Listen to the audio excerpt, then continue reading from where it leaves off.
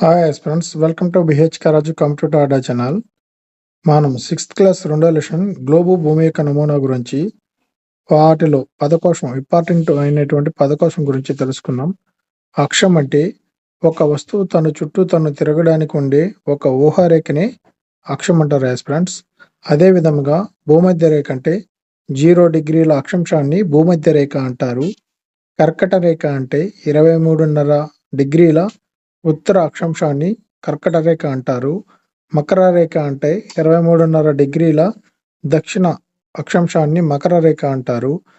Arctic వలయం అంటే 62.5 డిగ్రీల ఉత్తర అక్షాంశాన్ని ఆర్కిటిక్ వలయం అంటారు. అంటార్కిటిక్ వలయం అంటే 62.5 డిగ్రీల దక్షిణ అక్షాంశాన్ని అంటార్కిటిక్ వలయం అంటారు.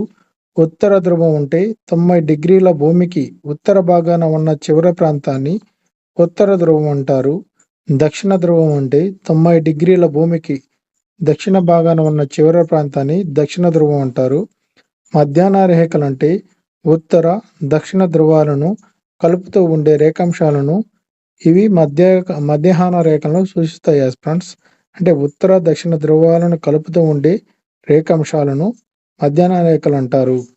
గ్రీనిచ్ ప్రామాణిక రేఖాంశం అంటే 0 డిగ్రీల రేఖాంశాన్ని గ్రీనిచ్ ప్రామాణిక రేఖాంశం అంటారు.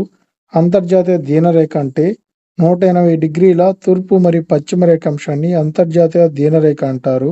అక్షాంశాలంటే భూమధ్య రేఖకు సమాంతరంగా గీయబడిన ఊహారేఖలనే అక్షాంశాలు అంటారు. రేఖాంశాలంటే ఉత్తర దక్షిణ ధ్రువాలను కలుపుతూ గీయబడిన రేఖలనే ఊహారేఖలను రేఖాంశాలు అంటారు. ఉత్తరార్ధగోళం అంటే భూమధ్య రేఖకు ఉత్తరంగా ఉన్న భూమిని యొక్క అర్ధభాగాన్ని ఉత్తరార్ధగోళం అంటారు. దక్షిణార్ధగోళం అంటే భూమధ్య రేఖకు దక్షిణంగా ఉన్న భూమి యొక్క అర్ధభాగాన్ని దక్షిణార్ధగోళం అంటారు.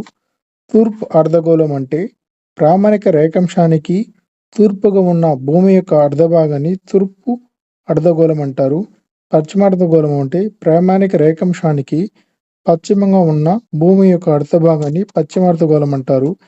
ఋతుపవనాలు అంటే వాతావరణంలో మార్పుల ఆధారంగా సంవత్సరాన్ని ఋతువులుగా విభజించారు. అంటే ఋతువులు అనగా వాతావరణంలో మార్పుల ఆధారంగా సంవత్సరాన్ని ఋతువులుగా విభజించారు.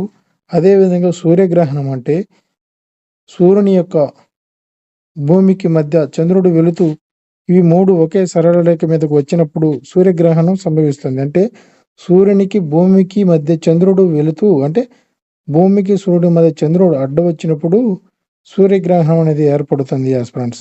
అదేవిధంగా చంద్రగ్రహణం అంటే సూర్యునికి చంద్రునికి మధ్య భూమి వెళుతూ ఇవి 3 ఒకే సరళ రేఖ మీదకు వచ్చినప్పుడు చంద్రగ్రహణం సంభవిస్తుంది. ఇది పదకోశం ఫ్రెండ్స్.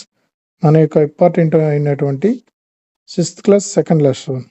మీకు మన యొక్క సమాచారం నచ్చినట్లయితే తప్పనిసరిగా సబ్స్క్రైబ్ చేయండి.